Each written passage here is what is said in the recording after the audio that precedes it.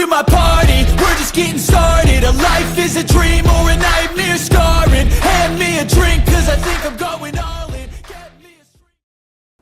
안녕하십니까. 아시아투데이TV에서 보내드리는 라이브 방송 송국근의 현장 정치 10월 24일 목요일 순서 시작합니다.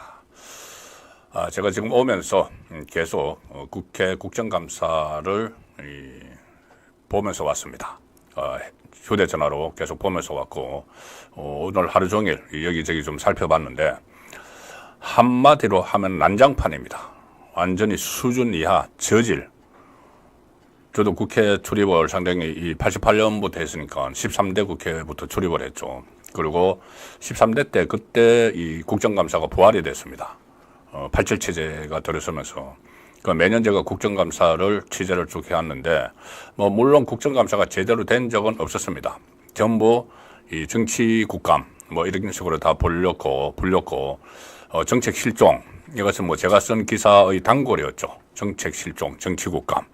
자, 그렇게 많이 흐를 수밖에 없었지만 이번에는 정치국감 중에서도 최악입니다. 이재명 방탄국감. 방탄국감에다가 질이, 수준이 아주 이런 사람들이 어떻게 국회의원을 하는가. 오늘 국회에서 무슨 욕설까지 막 나왔습니다. 가방위에서. 제가 말로 옮겨 드리지도 못하는 욕설이 상임위원회에서 나왔습니다. XX, EXX. 정인으로 놓은 사람 보고. 자, 그리고 이런 상황들을 저질 국감을 유도하는 사람들이 특히 민주당 중진 의원들, 상임위원장 자리를 꿰차고 앉아있는 사람들이 이런 분위기를 만들고 있습니다.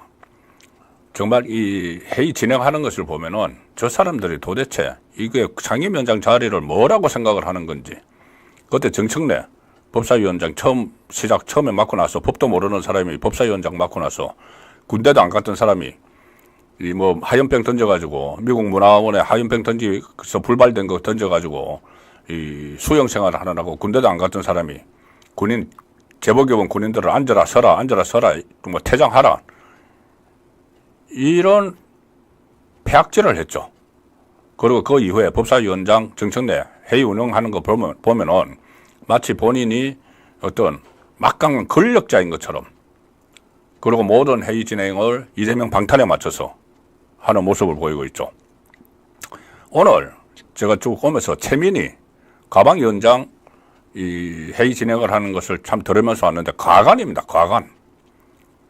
도대체 이 상임위원장 역할이 뭔지 완전히 망각을 해버리는 하고 일방적으로 시간을 마치 자기가 시간을 다 가지고 있는 것처럼 자, 이게 마이크 7분 트세요.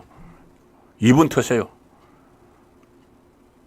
이게 지금 그리고 모든 것을 역시 이재명 방탄에 맞추는 이재명 저는 이 우리나라 헌정사에 남기는 오점이 얼룩이 엄청나다고 봅니다. 22대 국회 시작하고 나서 지금 6개월이 됐는데 전부 다 탄핵 아니면은 특검, 이재명 본인 방탄을 위해서 그렇게 지금 전부 다 이끌어가고 있죠. 그리고 이재명이 그렇게 하니까 이재명에게 공천을 받아서 국회의원 배지를 단 사람들이 전부 다 대장동 변호사들부터 해가지고 이재명 지키는데 올인을 하고 있는 상황입니다. 그것뿐이 아니고 이제 국회 안에서 무슨 특검, 탄핵 이거 하다가 11월 달에 이재명 2개 1심 선고 나오고 김혜경 1심 선고 또 하나 나오죠. 그렇게 되니까 이제 하는 것이 장외로 나간다. 장외 집회 예고하고 무슨 홍위병 같은 것들 지금 조직 속속 만들고 있습니다. 제가 오늘 썸네일에 이재명 11월 구속 위기에 홍위병 돌격대 띄웠다. 제가 오늘 시청 포인트로 이것을 제시를 했는데 잠시 후에 제가 설명을 드리죠. 도대체 장내를 이렇게 국회를 엉망으로 만들고 이번에는 또 장외로 나가서 장내에서는 또 잘 안 되니까 장내에서는 이제 법원 판사들 이 회유를 하고 이런 데 다 끝나고 나서 이제 판사를 압박을 해야 되죠. 1심 선고가 나오니까 판사 압박하는 데는 개딸이 최고죠. 개딸들 다 동원해서 마치 이 문화혁명 때 마오쩌둥이 했던 홍위병을 활용을 하는 것처럼 지금 그 태세에 들어가 있습니다. 아주 구체적입니다. 매우 구체적입니다. 11월 2일 날 지금 다들 알고 계시는 거 장애 집회하죠. 11월 3일 뭐 하는지 아십니까? 11월 3일 일종의 돌격대 만들어서 출범식 합니다. 국회 안은 국회 안대로 난장판 만들고 국회 밖은 국회 밖대로 지금 어쨌든 11월에 혼란한 전국을 만들어야지 이재명 본인이 살아남기 때문에 그런 무도한 일을 지금 계획을 하고 있는 것이죠.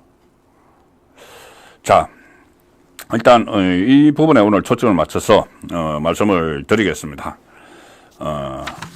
지면 심층 분석 또 이 부분에 제가 초점을 맞출 것이고 이슈 집중 해부 시간에도 이재명 11월 선거 앞두고 이재명 홍의대 홍의병들 속속 결성 집권 플랜 본부 지금 무슨 대선이 아직 3년 가까이 남았는데 집권 플랜 본부 2년 6개월 남았죠.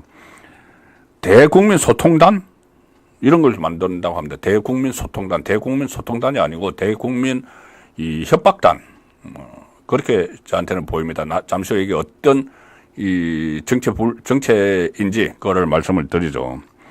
그렇게 되니까 이재명 이제 11월에 여러 가지 이 상황들이 본인에게 쓰나미처럼 몰려오니까는 일단 혼란한 전국을 만들자. 전국 혼란을 유도를 하고 있습니다. 제일 야당 대표라는 사람이 전국 혼란을 유도를 하고 있는 그 상황. 혼돈의 11월 정치 일정을 이렇게 쫙 보면은 본인들의 1심 판결을 받는 그 날짜들에 딱딱 맞춰가지고 혼란을 유도하는 그 플랜을 지금 짜고 있습니다. 그 플랜이 윤곽이 드러나고 있습니다. 이런 상황에서 또 좌파 민낯이 오늘 또 들통이 났습니다. 두 개가 들통이 났는데 하나는 이 문재인이 그때 투기 억제 막 외치는데 그때 문다혜는 태국에서 한국에다가 어떻게 돈을 보내가지고 갭 투자를 해가지고 집장만 하고 그걸 가지고 나중에 이 불법 숙박업하고 그 참 대통령은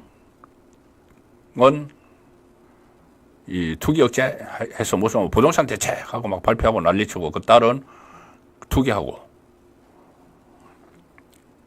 또 하나는 조국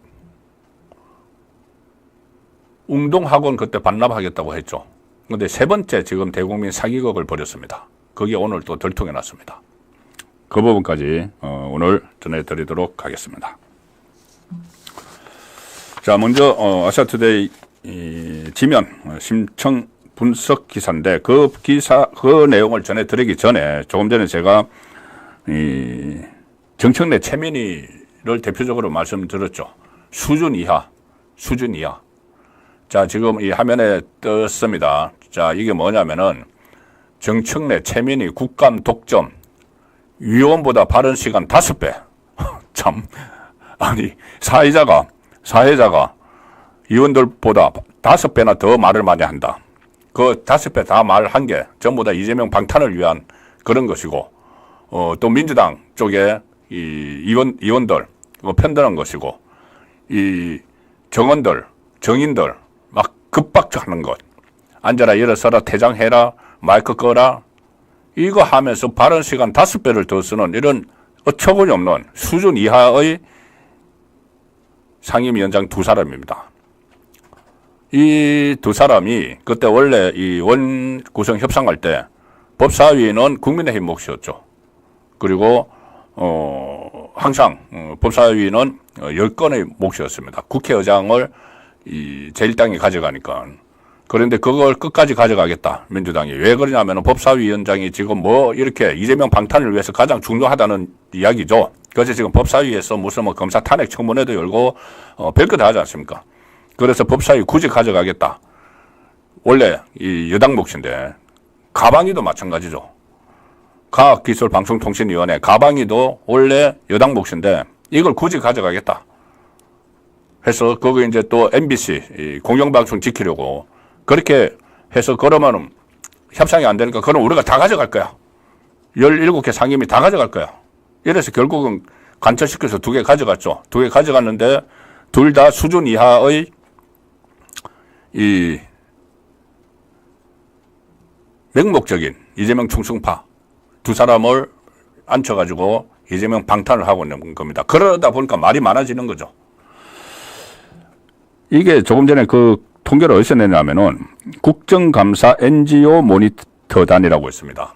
여기서 그 오늘 평가를 했는데 2024 국정감사 평가를 했는데 일반 정인, 참고인, 무더기로 막 부른 거 506명, 231명 무더기로 불렀죠. 그 다음에 동행명령 17명, 심지어 용산 대통령실까지 가가지고 대통령 배우자, 대통령 장모 내놔라 막 이런 식으로 했죠. 그래서 동행명령 하는데 또 국회 직원이 가는 거를 그냥 국회의원들이 마치 사법권 있는 것처럼 막 가서 사진 찍고 지금 그러고 있습니다. 상임위원장 과도한 발언 적이 있는데 정청래 법사위원장 평균 질의시간 대비 위원장 발언 시간이 5.75배 10월 18일 최민희 평균 질의시간 대비해서 위원장 발언 시간이 5.44배.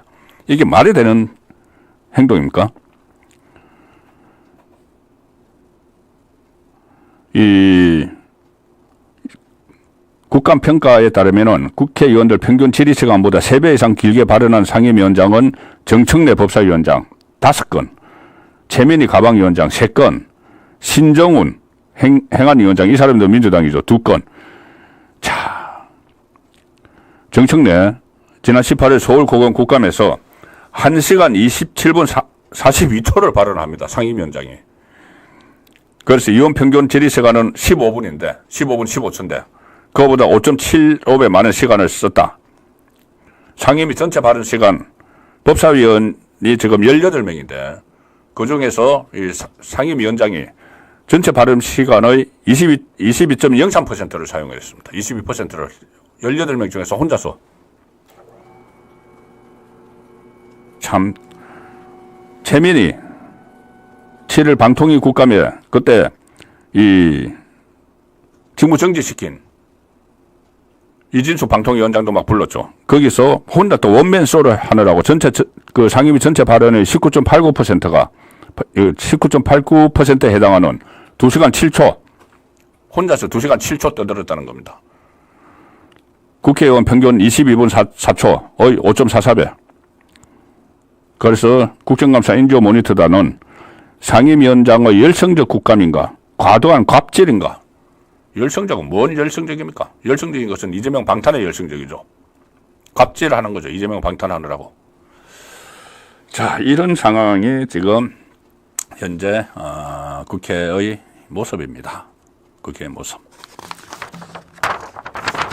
자, 이제 본격적으로 아시아투데이 지면 심층 분석을 시작을 하겠습니다. 첫 번째 소개해 드릴 기사 이겁니다. 검찰 김혜경의 벌금 300만 원 재구형. 유력 정치인 배우자 돈으로 매수했다. 자, 좀 이상하시죠? 저번에 한번 300만 원이 구형이 되는데 왜 또 재구형을 하나? 그때 300만 원이 이제 구형이 되고 나서 구형 선고를 하고 나서 이 재판부가 또 다른 볼 게 있다고 심리를 속결을 했습니다. 속결을 했다가 오늘 다시 이제 구형을 했는데 그때처럼 300만 원 다시 구형이 나왔다. 이게 어떤 의미가 있는지 잠시 후에 설명을 드리고 일단 기사 내용은 검찰이 제20대 대통령 선거 과정에서 공직선거법을 위반한 혐의로 재판에 넘겨진 이재명 배우자 김혜경 또다시 벌금 300만 원 구형. 수원지법입니다. 김 씨의 공직선거법 위반 사건이죠. 이 공직선거법 위반 저번에 당 대선 후보 경선할 때 이 국회의원 민주당 국회의원 부인들 이렇게 그룹별로 해가지고 경기도 법인카드 가지고 밥 사준 겁니다. 그 한 5건을 검찰이 포착을 했는데 공소시효 지나고 이런 거 빼고 대표적으로 이 하나 한 것이 10만 4천 원짜리인가요? 이 금액이 작다고 이렇게 보실 게 아니고 그것을 이제 포착된 것만 그러니까 이 기소한 것만 이제 그렇고 그 외에도 있는 것이고 그리고 공직선거법에서 기부행위는 굉장히 엄하게 다스리죠. 더구나 그 법인카드, 경기도 법인카드로 썼습니다. 자기 돈으로 낸 것도 아니고. 자, 그래서 그때 이제 보면은 그 말을 막 맞춘 게 있죠. 우원식 지금 국회의장 부인이 그 원식 부인도 그렇고 그때 민주당 의원 부인들이 아니야 이거 우리 바깥 더치페이 한 거야. 이 거짓말을 한 겁니다. 자, 그것이 이제 위정교사 이야기도 지금 나오고 있습니다. 김혜경이 그렇게 이야기해달라고 했으면 위정교사죠. 자, 어쨌든 그 선거법 위반 두 번째 결심 공판에서 검찰은 피고인이 선거에 도움이 될 수 있도록 대선이죠. 유력 정치인 배우자를 돈으로 매수하려 한 범행이다. 그 금액과 상관없이 재질이 중하다. 그래서 벌금 300만 원을 청구해달라 재판부에 요청을 했습니다. 공직선거법, 김혜경은 출마한 건 아니지만은 예를 들어서 일반 출마자가 100만 원 이상만 선고를 받으면은 배지가 날아가죠. 이재명도 지금 같은 공직선거법입니다. 허위사실 공표. 이재명은 허위사실 공표. 여기는 부인은 그 기부행위, 불법 기부행위. 이게 되는 거죠. 검찰은 이렇게 이야기합니다. 수회에 걸친 공판에서 드러난 통화 내역, 녹취록 등 상식과 경험칙에 따르면 김혜경 씨의 사전 지시나 승인 없이 사적 수행 비서인 배모 씨, 배소연 씨죠. 이 사건 식별을 결재했을 리가 없다. 자, 그래서 그런데도 현재까지 이 김혜경 씨는 각자 결재했다. 이렇게 이야기하고 본인의 결백을 입증할 그 어떤 자료도 제출하지 못했다. 자, 이렇게 이야기합니다. 그러니까 이게 저번에 재판장이 그 증거를 하나 내밀면서 이게 어떻게 그 더치페이 한 거냐고 물은 적이 있었죠. 뭐냐면 식당의 이제 결제 시스템을 가지고 이 김혜경 씨가 앉았던 그 테이블에 현금 결제가 된 게 없습니다. 현금 결제가 된 게 없고 법인카드로 그냥 그 결제를 한 건데 계속 그러고 이제 법인카드 결제하고 나머지 세 사람 거는 그러면은 싸갔다. 포장해서 갔다. 그렇게 둘러대는 거죠. 세 사람 거 실제로 자기들이 돈을 다 내주놓고는 법인카드 가지고. 그러고 이 세 사람이 한결같이 아니야 나는 내가 현금 내고 먹었어. 우리 돈 내가 먹은 거 내가 낸 거야. 이렇게 법원에서 이야기를 했습니다. 법정에서. 그러면 이제 그렇게 짰으면은 그렇게 해달라고 했으면은 김혜경은 위정교사가 되는 거죠. 위정을 교사를 했으니까는. 이재명의 위정교사처럼 또 부인도 위정교사가 되는 겁니다. 그때 이 변호사가 뭐라고 했냐면은 어처구니 없는 말을 했죠. 그 현금 결제를 했는데 현금 영수증을 안 받으면은 그게 잡히지가 않아. 이 시스템에. 그렇게 또 둘러댔습니다. 자, 그러면은 결국은 식당이 세금 안 내려고 현금 영수증 발행 안 해줬다는 게 되는 거죠. 이게 점점 문제를 키우고 있는 겁니다. 이 거짓말을 낳고 하는 상황이죠. 그래서 그때 지금 국회의장 우원식 배우자가 그때 김혜경 씨와 집중적으로 만났다. 대선 후보 경선할 때 세 차례인가 네 차례인가 만난 그것이 검찰이 파악을 했죠. 그래서 결국은 김혜경 라인이다. 우원식 국회의장의 부인은. 그래서 그것 때문에 추미애 제치고 국회의장 된 것 아닌가 이런 말까지 지금 나오는 상황입니다. 자, 그리고 이 김혜경 씨에 대한 1심 선고가 오늘 또 확인이 됐는데 그러면 이제 검찰이 구형을 때렸으니까는 1심을 선고를 해야죠. 1심 선고가 언제냐? 11월 14일입니다. 11월 14일. 그러면 15일이 뭐죠? 이재명의 선거법 위반 1심 선고입니다. 구형 2년 받은 거. 허위사실 공표. 고 김bun기 씨 몰랐다. 거짓말한 거. 백현동 4단계 용도 상향 조정. 박근혜 국토부의 압력이었다. 거짓말한 거. 그게 1심이 11월 15일 날 나오죠. 그런데 그 전날 11월 14일 날 김혜경의 선거법 위반 사건. 둘 다 선거법. 이것은 수원지법. 김혜경은 수원지법. 법인카드 가지고 경기도 법인카드로 썼으니까는. 이거 1심 11월 14일. 이재명 1심 11월 15일. 이게 김혜경 1심 받고 나서 바로 그 다음날 이재명 1심.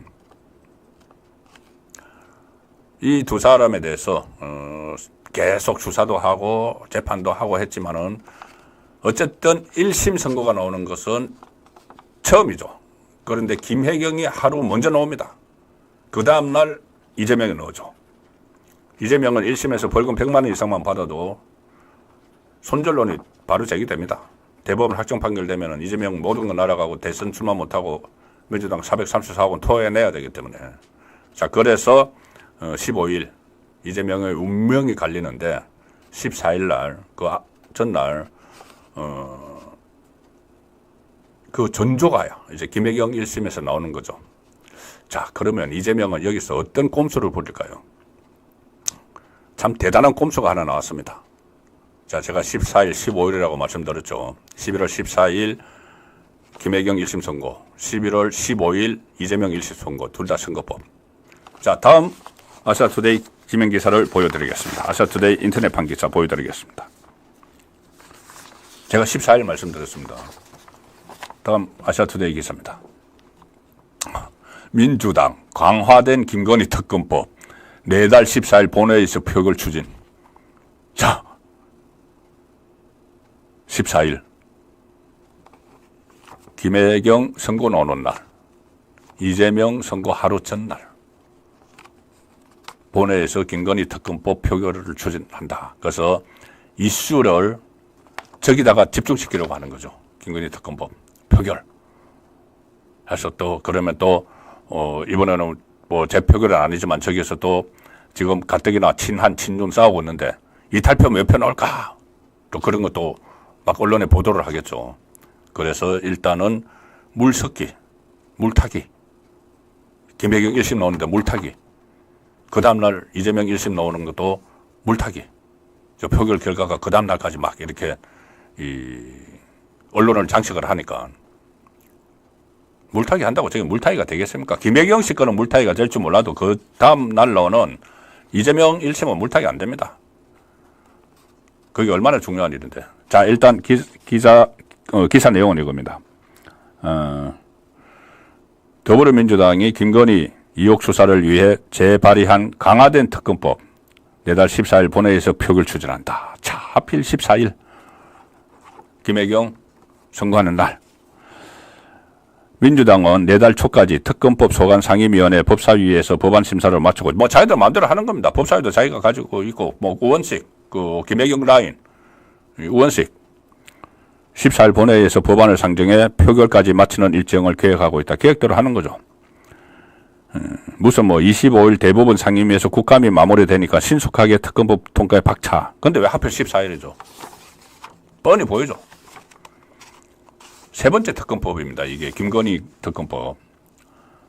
수사 대상에 그때 제일 처음에 특검법 할 때는 수사 대상이 뭐 도이치모터스하고 뭐 주가 조작하고 뭐 그 디올백, 디올 파우치 이런 거였는데 2차에는 8개의 수사 대상을 집어넣었죠. 그것도 다시 거부권하고 재표결해서 폐기되니까 이번에 세 번째 발의했는데 세 번째는 14개 수사 대상 계속 늘립니다.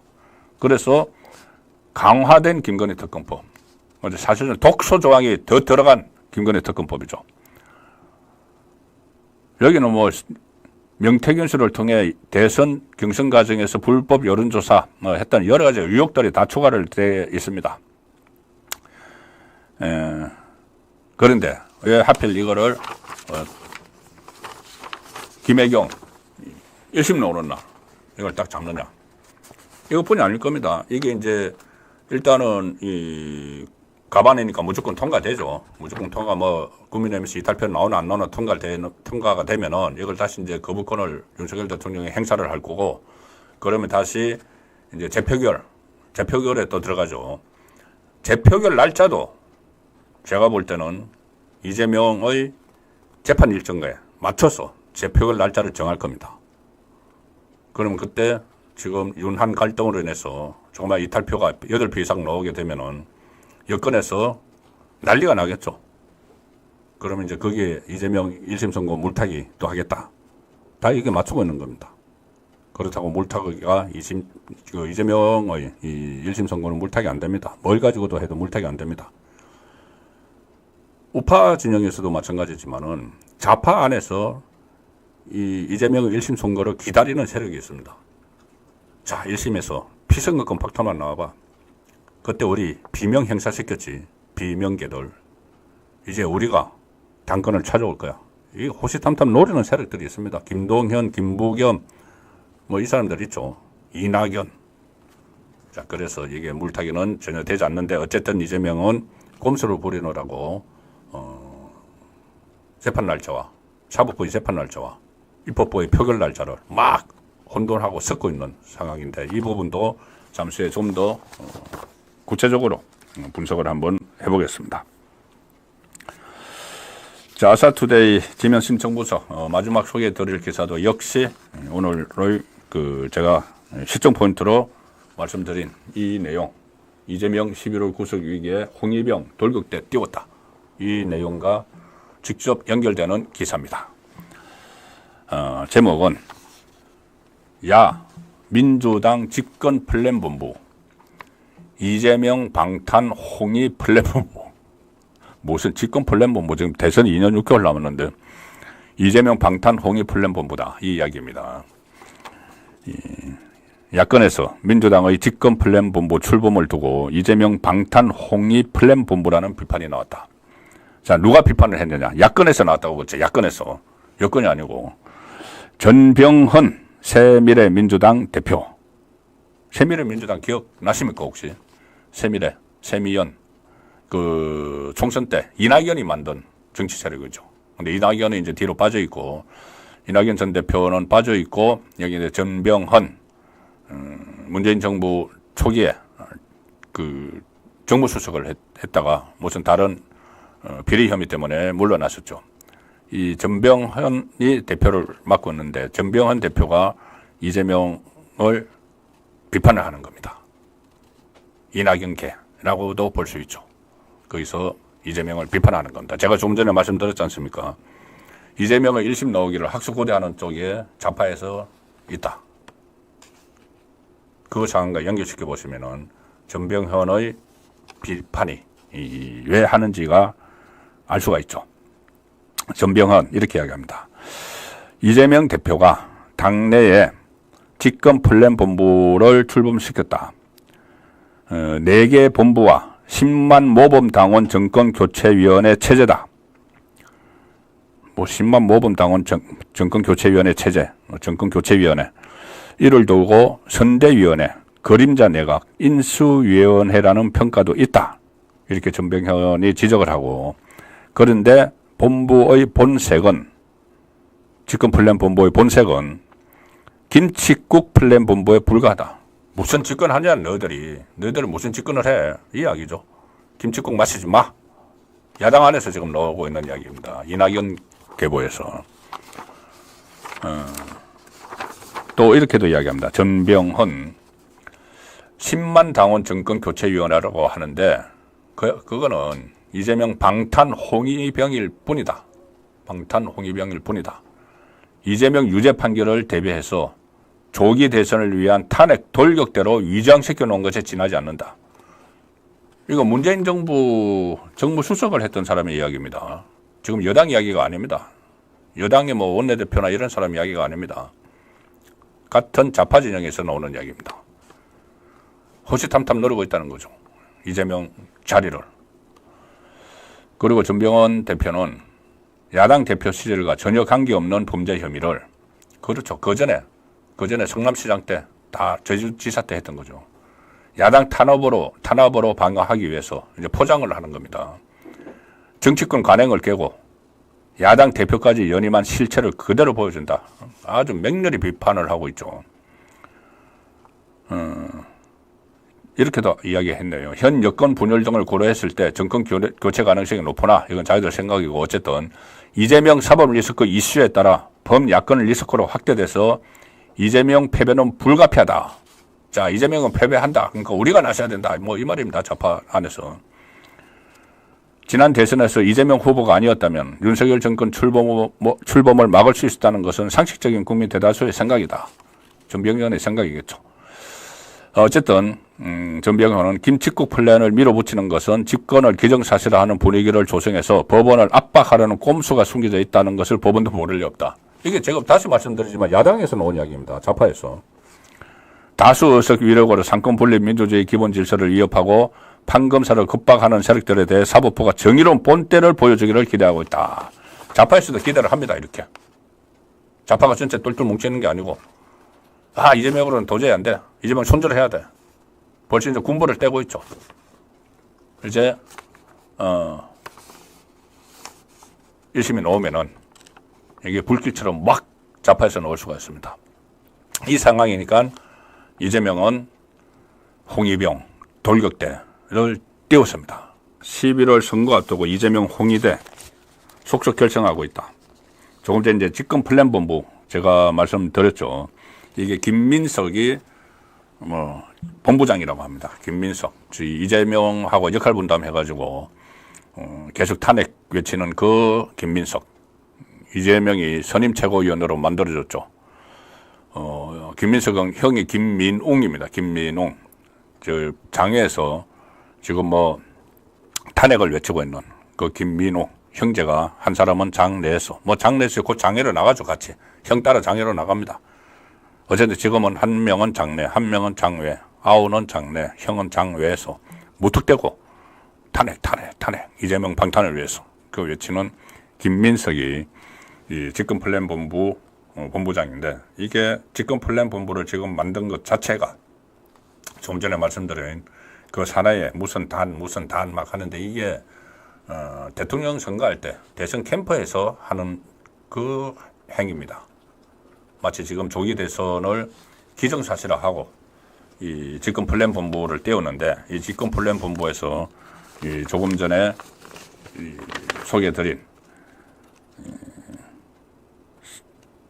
무슨 이런저런 4개 본부를 만들고 그 밑에 10만 모범당원 정권교체위원회, 10만 모범당원 개딸, 모범당원 개딸이죠, 개딸. 10만 개딸 정권교체위원회를 만들어서 이 10만 개딸이 홍위병 역할을 하겠다는 이야기입니다. 홍위병 역할을 해서 11월에 이재명에 대해서 결정적인 순간이 오기 때문에 개딸들이 나서서 장애의 거리로 뛰쳐나가서 전국을 혼돈스럽게 만들고 탄핵의 불쏘시개가 되겠다는 이야기입니다. 윤석열 대통령 탄핵의 불쏘시개 선언이죠. 10만 개딸. 자, 이것 외에 또 하나 돌격대 역할을 할 사람들을 뽑고 있습니다. 돌격대 역할을 할 사람들을 이재명이 뽑고 있습니다. 이거는 김민석이 책임지는 거고, 하나는 당 차원에서 개딸들 중에서도 특히 전면에 나서서 이재명을 위해서 모든 걸 다 바칠 수 있는 돌격대를 뽑고 있습니다. 그게 뭐냐면은 지금 이 민주당이 모집하고 있는데, 대국민소통단, 명칭은 대국민소통단입니다. 민주당 국민소통위원회라는 곳이 있죠. 거기 이제 당원들 모아놓은 데입니다. 당원들의 놀이터죠. 개딸들의 놀이터죠. 거기서 지난 7일부터 이른바 대국민소통단을 모집한다. 포스터까지 만들어서 지금 막 모집을 하고 있는데, 이게 언제까지 모집을 하느냐? 11월입니다. 제가 좀 전에 말씀드렸죠. 11월 14일 김혜경 선고, 15일 이재명 선고, 25일 또 이재명 선고, 이렇게 했는데 11월 3일까지 모집을 해서 11월 3일 날 소위 말하는 대국민소통단 발대식을 한다. 자, 11월 2일 날 장애 집회를 예고를 하고 있죠. 그때 장애로 나가서 민주당이 주도를 해서 박근혜 정부 탄핵 당시에 그 거리에 나왔던 좌파 시민사회단체, 그 좌파 시민사회단체와 같이 장애 집회를 시작하는 것이 11월 2일인데, 이 돌격대 성격의 대국민 소통단, 제가 볼 때는 대국민 협박단인데, 이 소통단을 11월 3일 날 대규모 발대식을 가진다. 11월 2일, 11월 3일 연속 발대식, 이 장애 집회 형식으로 해서 이재명 수호를 위한 깃발을 올리겠다는 이야기죠. 당원 중심으로 이 선발을 한다. 자, 그거는 당원 중심, 개딸들 중심. 조금 전에 제가 10만 개딸 이야기를 했죠. 여기도 개딸을 중심으로 돌격대를 하나 또 만드는 겁니다. 그래서 1심 판결, 이재명이 1심 판결 앞두고 지지층, 강성 지지층, 극성 지지층, 열성 지지층 총 결집에 나서는 거고, 앞으로 이제 사법부 압박하는 등의 여론전을 펼치고 대규모 장애 집회를 하는데, 이 소통단의 구호가, 이 협박단의 구호가 내가 민주당이고 내가 이재명이답니다. 내가 이재명이다. 이것은 내가 이재명이다는 이재명이 경기도지사 선거 할 때부터 무슨 여러 가지 의혹에 막 휩싸였는데, 그 강성 지지층들이 내가 이재명이다, 내가 이재명이다 이렇게 한 구호가 있죠. 그걸 지금 그대로 다시 하는 겁니다. 그대로 그런 구호를 가지고, 그러니까 이런 구호를 외치는 자체가 이재명의 돌격대라는 것을 본인들이 이제 인정을 하는 거죠. 나 이재명 돌격대야. 우리 이재명 돌격대야. 뭐 얼마로 만들지 모르겠는데 조금 전에 10만 중에서도 또 그 안에서 또 뭐 겹칠 수도 있고, 어쨌든 또 하나의 이재명 돌격대를 만드는데, 이 모집 그 안내문에 보면은 앞으로 어떤 활동을 할지를 적어놨는데 가관입니다. 아니, 노골적으로 선전선동전을 펼치겠다는 내용을 다 적어놨습니다. 특히 유튜버, 우파 유튜버를 겨냥한 내용도 있습니다. 이제 저처럼 우리 이 보수 우파 진영의 가치를 그 실현하기 위한 이런 활동을 하는 우파 유튜버들에 대해서 급박하는 내용도 들어가 있습니다. 본격적으로 이제 11월 달을 맞아서 선전선동, 왜곡, 여론전에 나서겠다는 이야기가 되는 것이죠. 소통단 주요 활동을 적어놨는데, 정부 정책 실시간 모니터링. 자, 이것은 뭔가 트집거리를 잡겠다는 이야기죠. 온라인 홍보 및 소통. 이재명에 대해서 대대적으로 홍보를 하겠다는 이야기고, 정부 부당행위 제보 및 고발. 그러니까 정부에서 지금 탄핵거리를 무조건 수집을 한다는 이야기고, 그 다음에 이렇게 적었습니다. 자기들이 이제 할 일을. 언론, 유튜브 등 왜곡 및 가짜뉴스 고발. 지금 최근에 제가 전에 들었죠. 언론에 대해서 언론중재위원회에 무차별적으로 지금 제소를 하고 있죠. 지난 8월 말까지 언론중재위원회에 총 124건 제소. 이틀에 한 번 걸로. 민주당 관련 기사에 대해서. 그리고 그 124건이 전체 최근 5년간의 이 민주당 관련 제소 중에서 90%를 차지한다. 그러니까 엄청나게 지금 제소를 하는 거죠. 민주당에 조금이라도 비판적인 기사가 나오면은 그걸 중재위에 제소해서 막 못 살게 구는 거죠. 기자들을 위축되게 하는 거죠. 그리고 그 중에서 37%가 이재명 관련 내용을 제소를 했는데, 그것이 결국은 언론의 재갈 물리기다, 언론 재갈 물리기다, 그런 그 비판이 나왔는데, 그걸 더 본격적으로 하겠다는 겁니다. 11월 지금까지 이틀에 한 번 걸로 언론 중재에 제소를 했는데, 11월 3일부터는 완전히 언론의 입을 털어막는, 언론 중재의 제소뿐이 아니고 이제 유튜버들의, 우파 유튜버들의 그 방송에 들어와서 막 댓글로 막 장난치겠죠. 본격적으로 악성 댓글 가지고 막 장난치고 그렇게 하겠다는 이야기입니다. 이게 어떻게 돼 있냐면은, 언론, 유튜브 등 왜곡 및 가짜뉴스 고발을 하겠다. 여기서 구체적으로는 왜곡된 정보, 가짜뉴스를 퍼뜨리는 언론과 유튜브의 제보를 받고 고발을 추진한다. 이제 위축시키는 그런 활동을 하겠다는 거고, 악성 댓글 집단으로 달겠다. 그 댓글 부대 운영하겠다. 그 이야기입니다. 이렇게 지금 완전히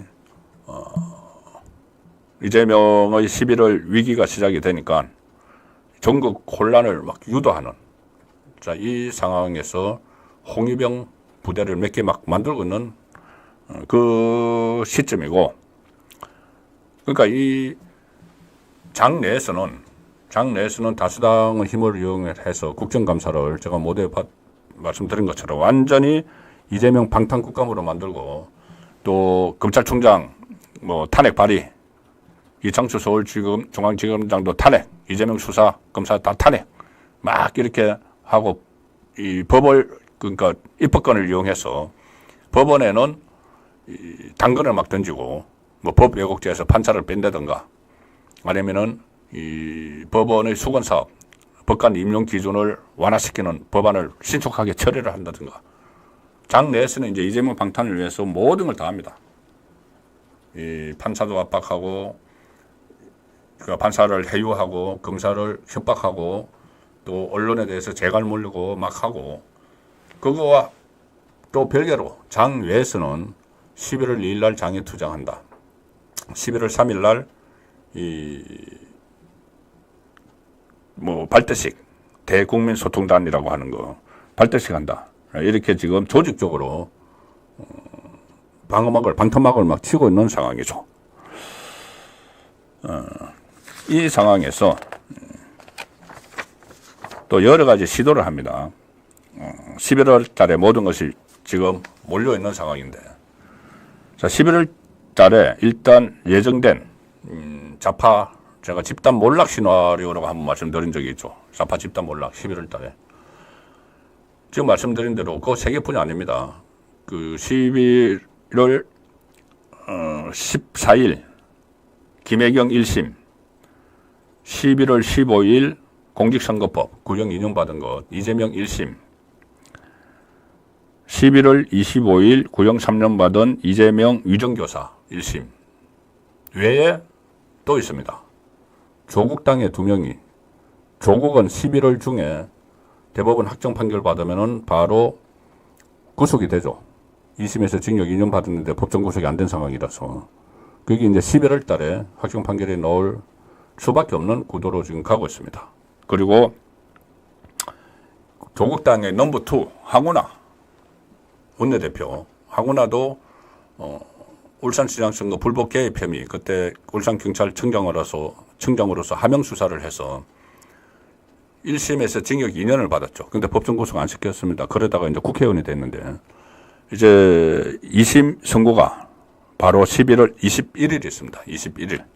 그러니까 이재명이 11월 25일 위정교사 선고 받기 나흘 전에 이번에는 황운하가 법정 구속될 가능성이 상당히 높습니다.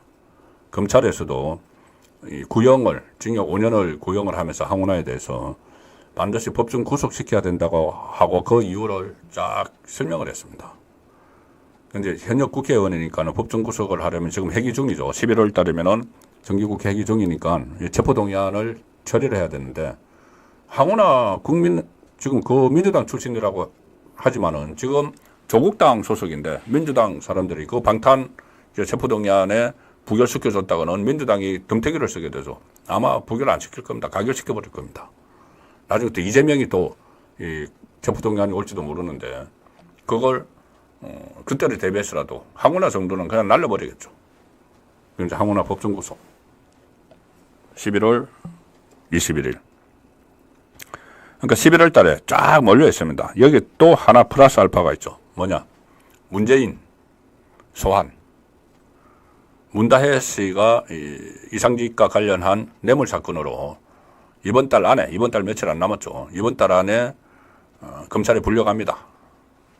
문다혜가 불려가면 그 다음에는 김정숙을 부르는지 안 부르는지 모르겠지만 아주 불확실하지만은 그 마지막에는 문재인이죠. 문재인 뇌물 사건으로 불려가야 됩니다. 검찰에. 자, 검찰에 또 11월 달에 소환이 되죠. 그러면 줄줄이 좌파들이 11월 들면은 일제히 수렁에 빠지는 그 상황이 되는 것이죠. 자, 그 상황이 되는데 그러면 여기서 이 호락호락 그냥 이렇게 넘어갈 이재명이 아니죠. 모든 수단 방법을 다 쓰겠죠. 조금 전에 제가 말씀드린 대로 홍위병 부대도 막 결정을 하고 여러 가지 이 시도를 하는데 그래서 제가 말씀드린 대로 11월 2일에 장애 집회를 하고 그 다음에 이 11월 3일에 조금 전에 말씀드린 뭐 대국민 소통단인가 그거 발대식을 하고 이게 다 11월 초에 이제 그렇게 해서 이 극성 지지층, 강성 지지층을 쫙 이렇게 모아서 이 대우를 갖추는 겁니다. 11월 초에. 그리고 11월 14일 김건희 그 특검법을 처리를 합니다. 11월 14일 김혜경 1심이 있는 날에. 절묘하게 지금 맞춰 나가는 거죠. 사법 일정에 맞춰서 자기들이 국회 의사일정을 마음대로 할 수가 있으니까는 그것을 맞추는 겁니다. 그리고 그 11월 14일은 김혜경 1심이기도 하고 이재명 선거법 1심 선고 전날이죠. 전날 김건희 특검법 표결을 하겠다는 겁니다. 1차 표결. 그 다음에 그럼 대통령이 이제 거부권을 행사하겠죠. 거부권을 보통 한 나흘 후에 거부권을 행사합니다. 그러면 한 11월 14일에 부결되고 나서 11월 한 18일이나 19일에 거부권을 행사하면은 그 이후에 이제 재표결 날짜를 정하는 것도 자기들 마음입니다. 기한이 없습니다. 그러면 또 보겠죠. 봐서 아마 11월 25일 날 이재명의 위정교사 선고되는 시점에 이것을 처리를 한다. 그것이 이제 물타기를 하는 거죠. 재표결. 그럼 국민의힘이 몇 명이나 이탈을 할지. 또 여기에 관심이 쏠리니까 일종의 물타기를 시도를 하는 겁니다. 현실화되기는 어렵지만은. 그리고 이재명이 또 하나 하는 게 있습니다. 본인의 사법 리스크에서 벗어나기 위해서. 한동훈과의 대표회담이죠. 자, 어쨌든 이 한동훈은 여당 대표인데 이재명과 여야 대표회담을 갖는다. 그러면은 법원에서도 선고를 하는 법원에서도 좀 이제 뭔가 좀 견길 수밖에 없죠. 이거 제1야당 대표가 지금 뭐 여당 대표하고 뭐 대표회담을 하면서 국정 운영을 논하는 이런 모습을 보여주는 상황에서 좀 이렇게 위축될 수밖에 없죠. 가뜩이나 어떤 지금 법원에서는 좀 어떻게 하면 봐줄까 이 생각을 하고 있을지도 모르는데 그래서 이관계를 써서 윤석열 대통령과 한동훈 대표 회동 전에 이것을 이제 성사를 시켰습니다. 한동훈도 그렇게 이관계에 넘어간 셈이죠. 결과적으로는. 본인은 어떤 의도가 있는지 모르지만 이것은 이재명의 이관계에 완전히 넘어갔다고 저는 봅니다. 본인도 다른 정치적 목적이 있겠죠. 용산에 들어가기 전에 뭔가 이 카드를 쥐고 있으려고 했든지. 어쨌든 이재명 입장에서 보면은 11월 달에 여야 대표회담을 악용을 합니다. 악용을 하려고 합니다.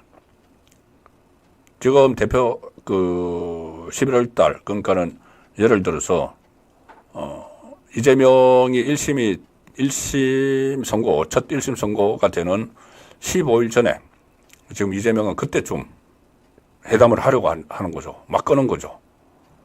그때쯤, 우리 여제도 조율을 해야 되고 어쩌고 그렇게 할 겁니다. 그리고 자기 1심 선고가 나오기 직전에 회담을 한다. 그 목적이겠죠. 그걸 그때 안 되면은 2심 선고 나오기 전에. 그래서 지금 이재명은 11월 달에 대위기를 맞았고 또 좌파가 전체 몰락을 하는 이 상황에서 살궁리를 하느라고 11월 달력이 아마 제가 볼 때는 빨갈 겁니다. 이재명의 11월 달력. 이때 자기와 이 김혜경 씨 1심 선고 날짜를 적어놓고 그때 어떻게 이 전국을 혼란을 시킬지 그리고 이것도 그 국회에서 뭘 해야 될지 무슨 특검법 김건희 특검법 이게 표결 그리고 재표결 여기까지 전부 다 그리고 있겠죠. 자, 그래서 11월 달에 어쨌든 혼란이 초래를 시켜야지 이재명은 살아남기 때문에 거기에 모든 스케줄을 지금 짜는 그 상황이다.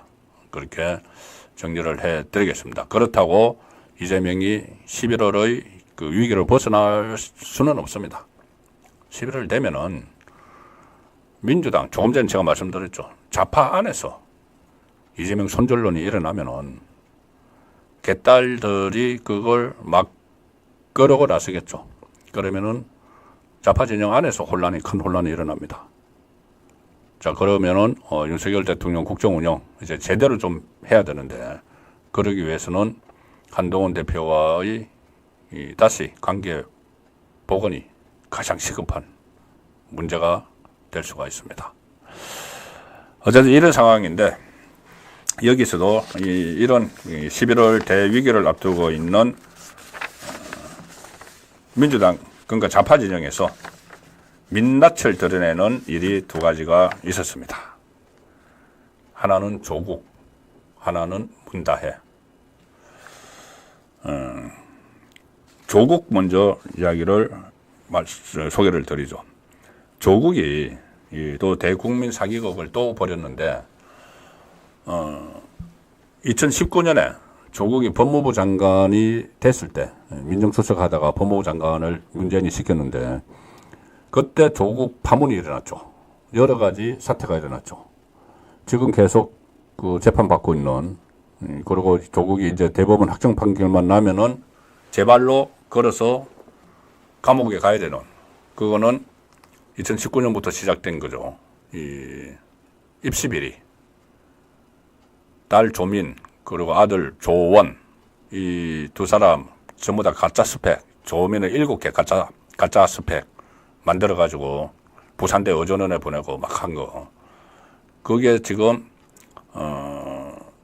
징역 2년 선고받고 지금 대법원 확정 판결 기다리고 있는 사안이죠. 그리고 또 유재수 감찰무마. 자, 그 두 가지가 지금 재판 대법원 확정 판결을 남겨놓고 있는데 그거 외에 기억하면 또 있었을 겁니다. 이 사모펀드를 둘러싼 그때 의혹이 막 있었습니다. 그리고 또 하나 있었죠. 웅동학원. 조국 일가가 운영하는 그 진해에 있는 이 사립학교 학원, 웅동학원이 있는데 법무부 장관 시절에 이 조국이 그 위기에서 이제 빠져나가느라고 웅동학원을 사회에 환원하겠다고 이야기를 했습니다. 약속을 했습니다. 법무부 장관 때 약속을 했습니다. 국민들에게. 이제 그렇게 해서 어떻게 해서 비난 여론을 좀 숙지게 만들어서 법무부 장관 자리에 더 앉아 있으려고 더 유지를 하려고 웅동학원을 사회에 환원하겠다. 그리고 그 이사장이 조국의 모친이었죠. 조국 모친 박정숙 또 이사장에서 물러나겠다. 이렇게 했습니다. 사회에 환원하고 물러나겠다.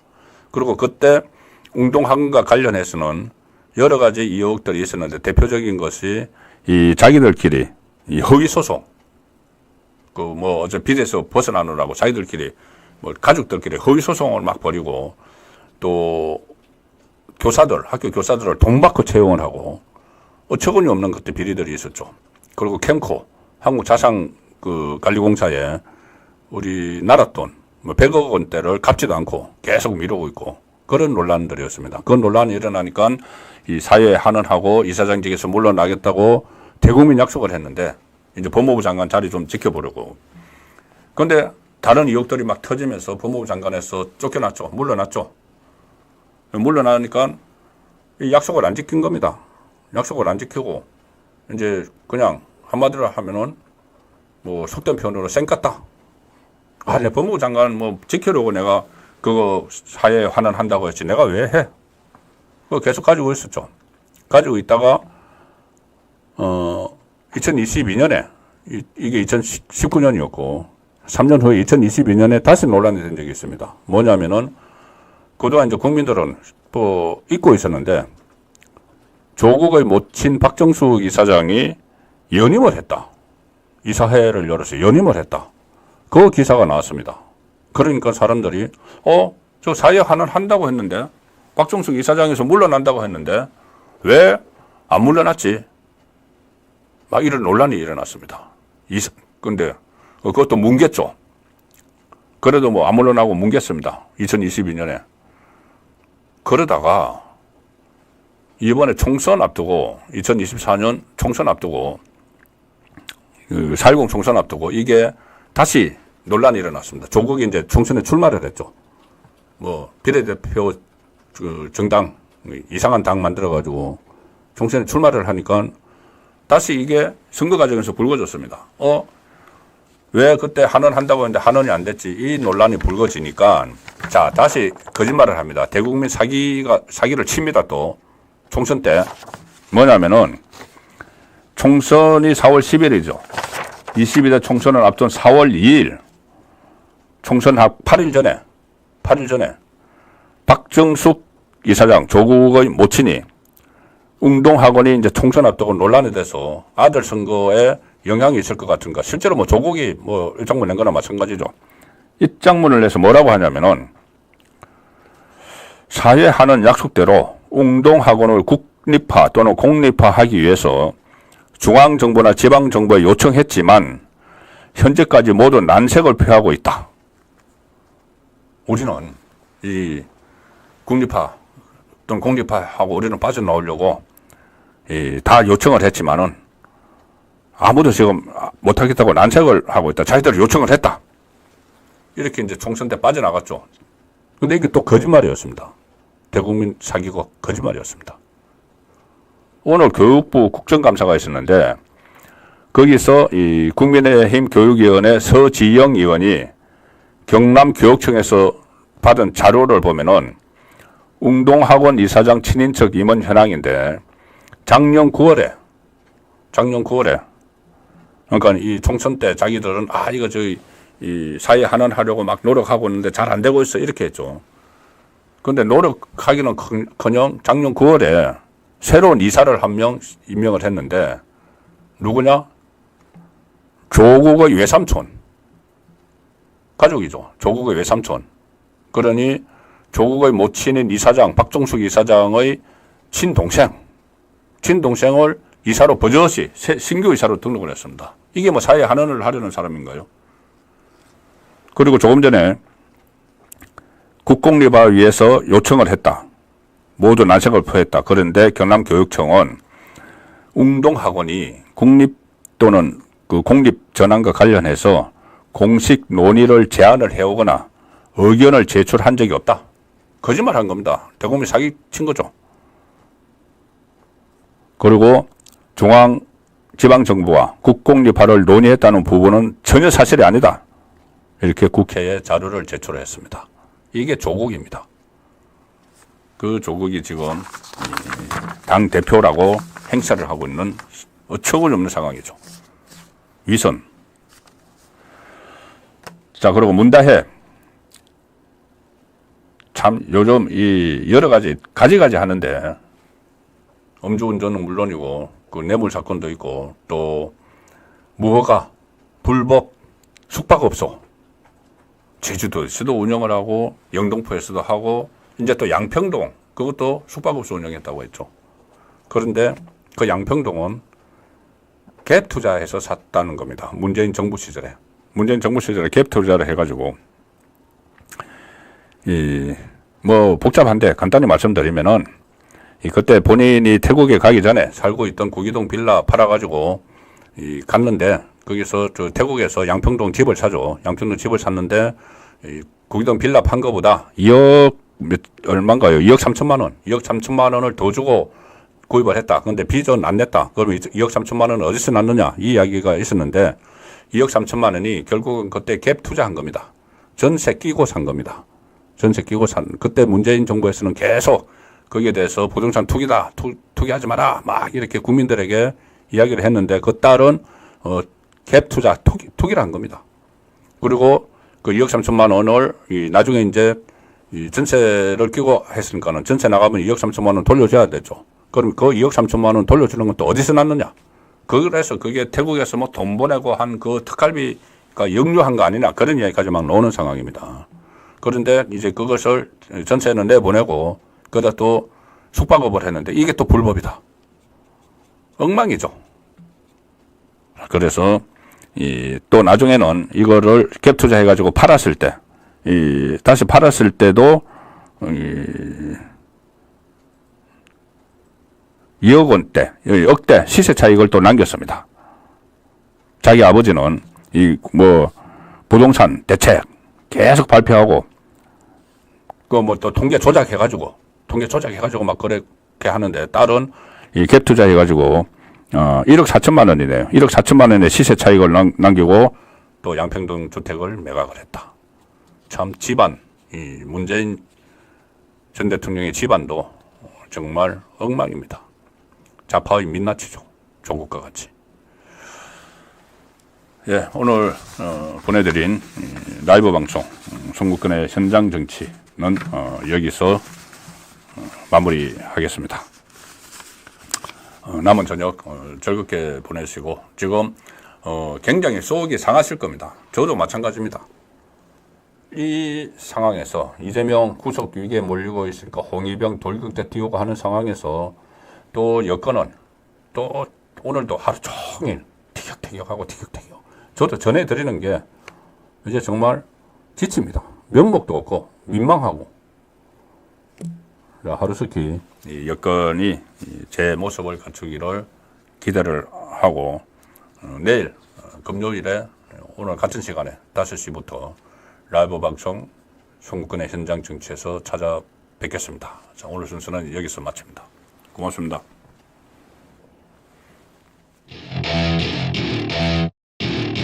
Welcome to my party, we're just getting started. A life is a dream or a nightmare scarring. Hand me a drink, cause I think I'm going all in. Get me a